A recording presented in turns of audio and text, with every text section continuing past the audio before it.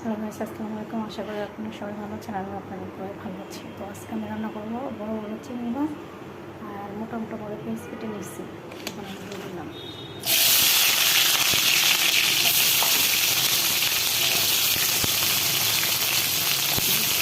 এই চিংড়ি মাছটা রান্না করতে আমার অনেক বড় টেস্ট লাগে।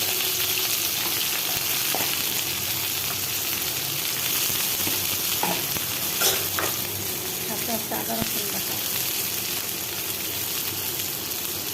পরিমাণ মতো লবণ,